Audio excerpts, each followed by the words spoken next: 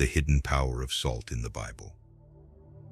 In this episode, we are going to explore a special aspect of the Word of God, seeking to understand a truth that has been hidden in plain sight. A truth so powerful, so profound, that when we grasp it, it can transform our lives and fortify our spiritual walk. We are going to explore the significance of salt as a spiritual weapon. A symbol that is often mentioned in the Bible, but whose deeper meanings we often overlook. As we journey through this revelation, I invite you to open your hearts and minds, to allow the Holy Spirit to speak to you, to reveal to you the mysteries hidden in God's Word. This is not just a message, it is an invitation to experience the power of God in a new and mighty way. The covenant of salt, a divine connection. Let us begin by understanding the concept of the covenant of salt, a phrase that appears in the Old Testament, specifically in the book of Numbers 18 verse 19 and 2 Chronicles 13 verse 5. In these verses, we see that God established a covenant with the people of Israel through the use of salt. In Numbers 18 verse 19, the Bible says, "Whatever is set aside from the holy offerings the Israelites present to the Lord, I give to you and your sons and daughters as your perpetual share. It is an everlasting covenant of salt before the Lord, for both you and your offspring." What is this covenant of salt? Why did God choose salt as a symbol of an everlasting covenant? To understand this, we must first recognize the properties of salt. Salt is a preservative. It prevents decay and corruption. When God established a covenant with salt, He was symbolizing a relationship that would endure, a relationship that would not decay. A relationship that would last forever. It was a covenant of preservation, of eternal promise. But this covenant goes deeper. Salt, in the ancient world, was also a symbol of purity, of incorruptibility. By establishing a covenant of salt, God was not only promising preservation, but also purity, holiness, and an unbroken connection with His people. It was a covenant that spoke of God's unchanging nature, His faithfulness, and His commitment to His people. Salt as a symbol of spiritual purity. Now, let us delve into the New Testament, where Jesus Himself speaks of salt in a way that reveals its spiritual significance. In Matthew 5, verse 13, Jesus says, "You are the salt of the earth." But if the salt loses its saltiness, how can it be made salty again? It is no longer good for anything except to be thrown out and trampled underfoot. Here, Jesus calls His followers the salt of the earth. What does this mean? It means that as Christians we are called to be the preservers of spiritual purity in the world. Just as salt preserves food from decay, we are called to preserve the world from moral and spiritual decay. We are called to be agents of purity, of holiness, in a world that is often tainted by sin and corruption. But Jesus also warns us, if the salt loses its saltiness, it is no longer good for anything. This is a sobering reminder that our effectiveness as Christians depends on our spiritual purity, on our ability to maintain the qualities that make us salty in a spiritual sense. If we allow ourselves to become tainted by the world, if we lose our distinctiveness, our effectiveness as God's agents in the world is diminished. The power of salt in warfare. Now, I want to take you to a place in the Bible where the power of salt as a weapon is most evident. A place where salt was used in a way that was both physical and symbolic. A place where the power of God was manifested through the use of salt. Turn with me to 2 Kings 2 verses 19 to 22. In this passage, the people of Jericho come to the prophet Elisha with a problem. The water in their city is bad and the land is unproductive. The people are suffering because of this, and they seek help from the man of God. Elisha responds by asking for a new bowl and putting salt in it. He then goes to the spring and throws the salt into it, declaring, "This is what the Lord says." I have healed this water. Never again will it cause death or make the land unproductive. And the water was healed, and it remains pure to this day. This is a powerful moment in the Bible, where salt is used as an instrument of God's healing and restoration. But it's more than just a story about healing water. It's a story about spiritual warfare. The city of Jericho had been cursed. Its water was bad.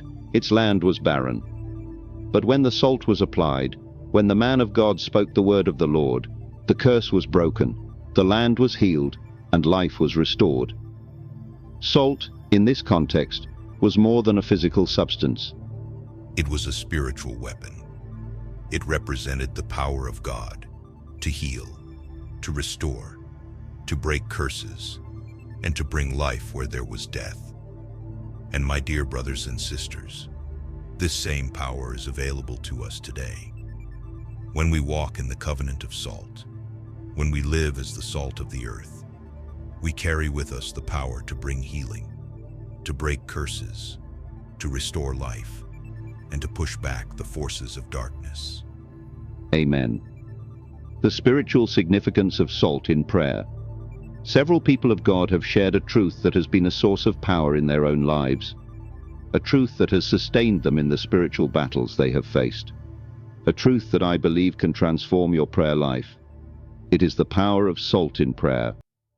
There is something profound about the act of using salt in prayer.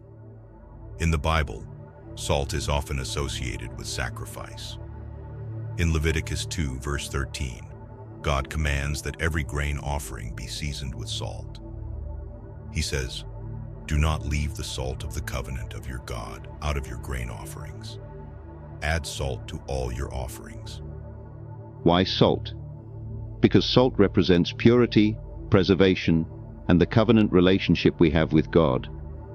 When we use salt in prayer, we are symbolically invoking the power of God's covenant, His promise to preserve us, to keep us pure, and to fight on our behalf. In your own life, you can experience the power of this truth. There are times when the battle is fierce, when the enemy is relentless, when the darkness seemed overwhelming. In those moments, you could take salt, and as you pray, sprinkle it, declaring the promises of God, declaring the victory of Christ, declaring the power of the covenant. And time again, you will see God move in miraculous ways. I share this with you, not as a ritual, but as a reminder of the power of symbols in our faith. Salt is not magical, but it is a reminder, a physical representation of the spiritual truths that we stand on. The power is not in the salt, but it's the faith it inspires in our covenant with Jesus Christ. Just as the cross represents power in a symbolic way, so is salt. None of these things should be idolized. Rather, they should only be used as point of contact and reminder of the solemnity of our covenant of grace with Jesus.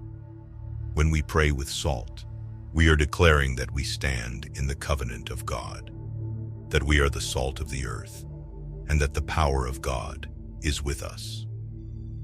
As we come to the end of this journey, I want to leave you with a final thought. Salt, in the Bible, is not just a seasoning or a preservative. It is a symbol of covenant, of purity, of spiritual power. It is a reminder that we are called to be the salt of the earth, to preserve the purity of the gospel, to stand as agents of God's power in a world that is often dark and decaying. But more than that, salt is a weapon, a spiritual weapon that God has given us to fight the battles we face. Just as Elisha used salt to heal the waters of Jericho, we can use the power of God's word, the power of His covenant, to bring healing, to break curses, to restore life, and to push back the forces of darkness in our lives and in the world around us. So, I encourage you to take hold of this truth. Be the salt of the earth. Walk in the covenant of salt. Use the power of salt in your prayers, in your spiritual warfare, and watch as God moves in mighty ways in your life. Remember, you are not alone in this battle. The God of the covenant, the God who established the covenant of salt, is with you, and with him you have the power to overcome. Let us pray. Heavenly Father, we thank you for the revelation of your word, for the truth that you have given us today. We thank you for the covenant of salt, for the promise of preservation, of purity, of power. Lord, we ask that you help us to walk as the salt of the earth, to stand firm in the covenant you have established with us. May we be agents of your power, of your healing, of your restoration in this world. And as we go forth, may we carry with us the power of your covenant, breaking curses, bringing life, and pushing back the darkness. In Jesus' mighty name we pray, Amen. Thank you for watching. Please remember to subscribe, like, and share this video. May the Lord bless you and keep you.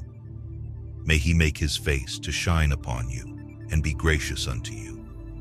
May he lift up his countenance upon you and give you peace. Go in the power of the Lord, in the covenant of salt. Amen.